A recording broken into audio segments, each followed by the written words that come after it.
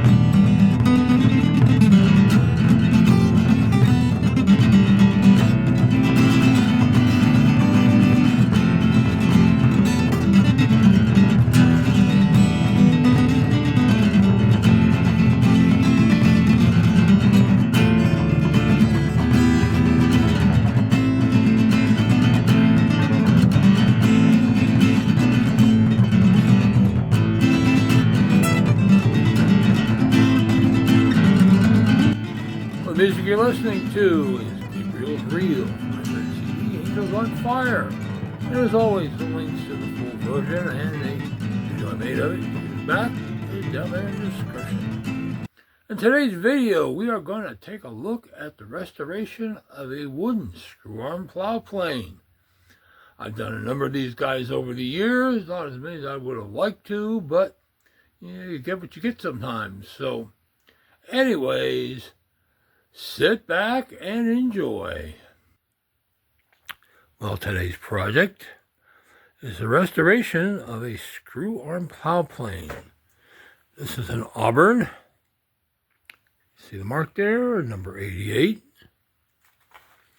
Beech body and fence with boxwood arms. This one has a boxwood depth stop as well. And nuts. Came with one iron. Might be an Auburn, can't tell under the patina. So far, I was able to remove the skates. There's the screws over there. And first up is going to be prettying the skates up a little bit, and the iron, and then we'll start working on the body. Now, one of the first ever restorations I posted online, and this is going back to 1998. Was of these two Sandusky toted screw-arm plow planes. And sorry about the pictures, but they were taken with a disposable Kodak camera that you then sent to Kodak, and they sent you back a floppy disk. You remember what a floppy disk is, boys and girls? If not, I'll dig one out and show you. Well, matter of fact, I've got 4 of them here.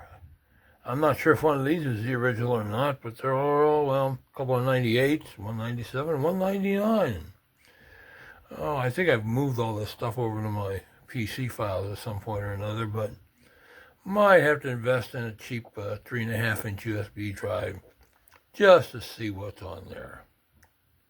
Nothing incriminating, I hope. With the pictures on it, then you transfer them to your computer. They gave you the software to be able to access and do whatever with them. So it was kind of a crude system, but better than no system at all back in those days. And I did a few things like that. But anyways, fortunately, we now have a little better technology for documenting such things. So anyways, time to get with the cleaning. Okay, step 1 was to clean up the metal parts. The skates have some pitting. Interestingly, these were never finished off real pretty on the back sides. Some of the English ones were, but I can't remember. It's been a while since I last did one of these guys. Some of the American makers would do them bright and shiny. And I know some guys that clean them and they polish or whatever out of them, but I don't go for that look. I did wipe them down with my wax, keep them from re-rusting and all that stuff. The iron is 1/4 of an inch, I guess. Didn't check it. Not signed, but not too bad. I did file down a light ding at the top. You see a little bit at the back, and It's got some patina, but face has got, the steel area's got some light pitting and frosting, but yeah, that will, it's a plow iron, not a straight razor. So anyways, this is the first round of this particular project. Oh, and I forgot to mention, I used 220 grit paper on the skates, 100 grit on the iron because it was really, really crusty. Took them to the wheel, gave them both a dust off, then went back on the skates with the 320 emery cloth, and I have some here, just to kind of take things down a bit. And then this one with some 220, just to, again, get some of the more rustier spots down. So those were the techniques there. Well, here we have the body put back together.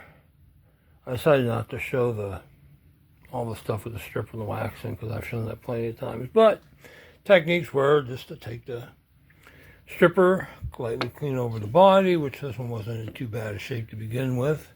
Just getting a little bit of crud off of it. You see it came out pretty nice. The mark's nice and readable now. Heels good. This guy didn't have too many dings on. I don't know if this guy ever got used much, but the wedge, I had to do a little scraping on to get it to fit back in properly because it was tight and it's still a little snug. I did also use a small triangular file to get inside and just carefully clean out the insides of the mortise a little bit.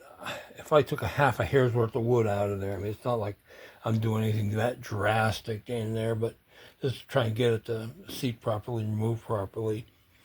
The depth stop works. I didn't put the screw in because I don't want it to get beat up, but boxwood depth stop works. You can see the skate on the back and put the screws in the front. When I put the screws back in, I did dip them in my wax a little bit just to help them go back in nice and smooth. And the threads weren't rusty, so which is a good sign, and hopefully this will keep them from rusting in the future. But anyways, next on to the nuts and arms.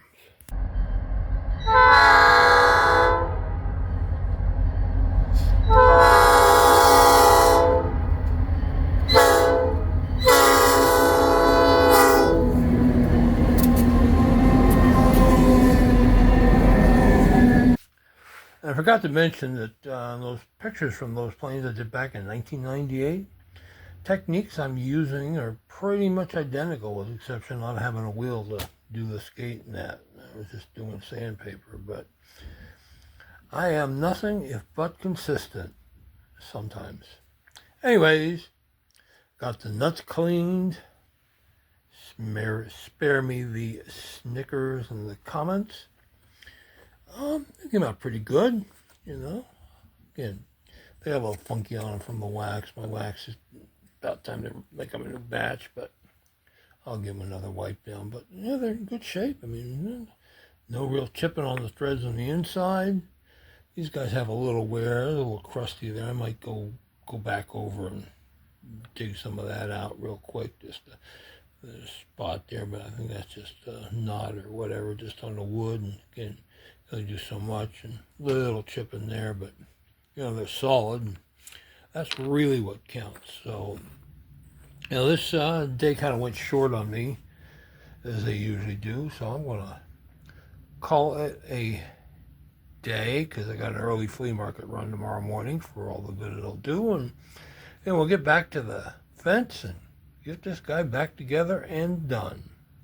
Well, I went looking through the archives and I could only find a couple plow planes that I've sold over the past few years. This one's from 2017. It was made by the Eagle Manufacturing Company. That was either H.B. James or H. Wells of Williamsburg, Massachusetts.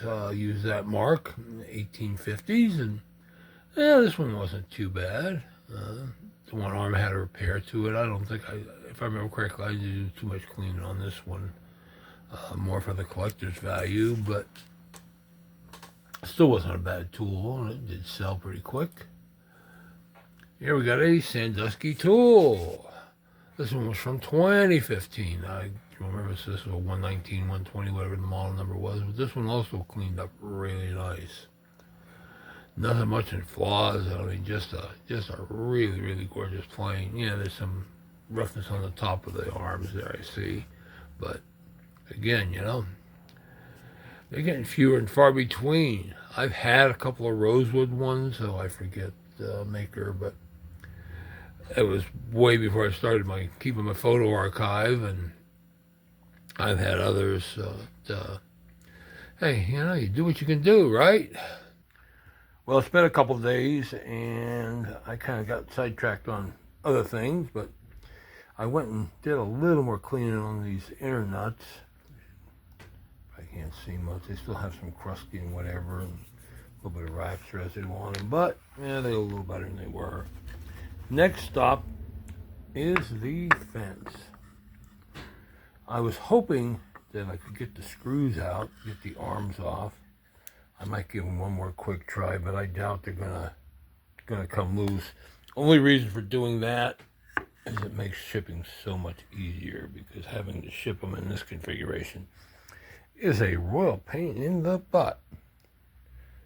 So anyways, let's get on to this part of it. Well, here we have the finished fence. Note the wood. It has some, for beech, it has some really nice figure to it. Get over here so you can see it better. I mean, that is absolutely gorgeous. You do see that once in a while. Once in a while you'll find a plane with that on it.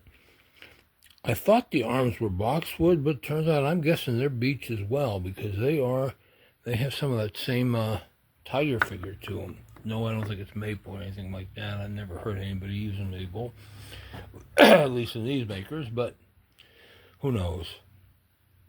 I did lightly dust off the arms a little bit, but not too bad. So you get a picture there, and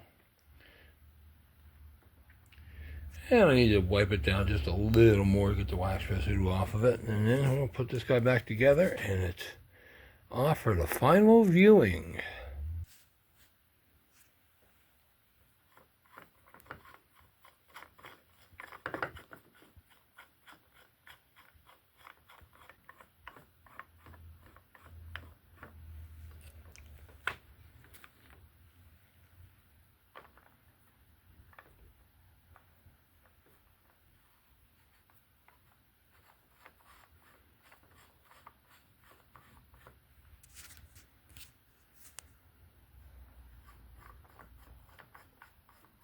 Notice I can do this left-handed and right-handed, but many years back I fell and broke this wrist really bad. You can see marks, and 6 weeks in a cast. Amazing what you learn to do with your left hand. And here we have the finished product.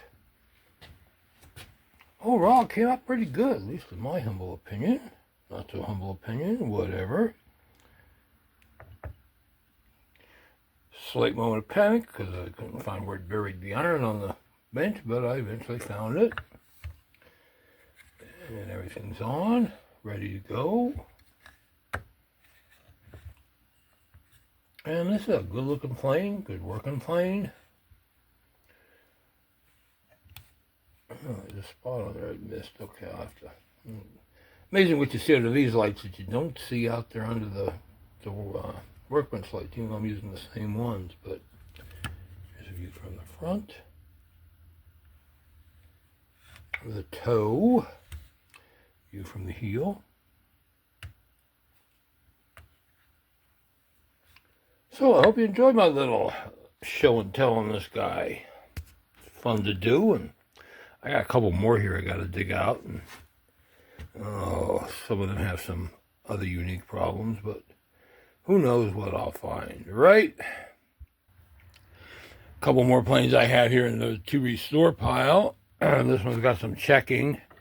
Oh, I can't read the name from here. I'll look closer. But, I mean, it's got an iron.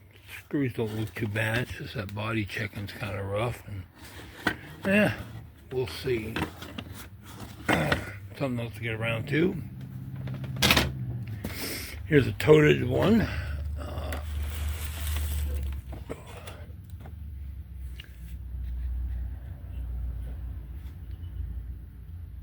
This is a Union Factory. Yeah, I'm sorry. Had to look. Not too bad, except it's missing a wedge. I was trying to find a wedge for it. There's always a challenge. There's an arm. For one. Yeah, I paid $2 for it. Wow. Don't know what one that was from, but sometimes orphan pieces used to show up like that all the time, or some of the time. Not anymore. The guy used to get all that stuff, unfortunately passed away. He was a really nice guy, but what are you gonna do?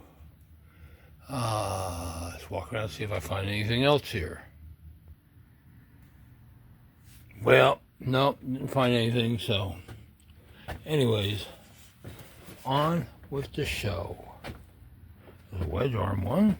Need to get that one out. That's an early one. But it's got a mark on it. I got some checking, some damage to the arms, etc., etc. I got a few of those kicking around here too. So, but that's a subject for another day. If I don't break my neck walking around in this mess. Right. And that's all for this one, folks.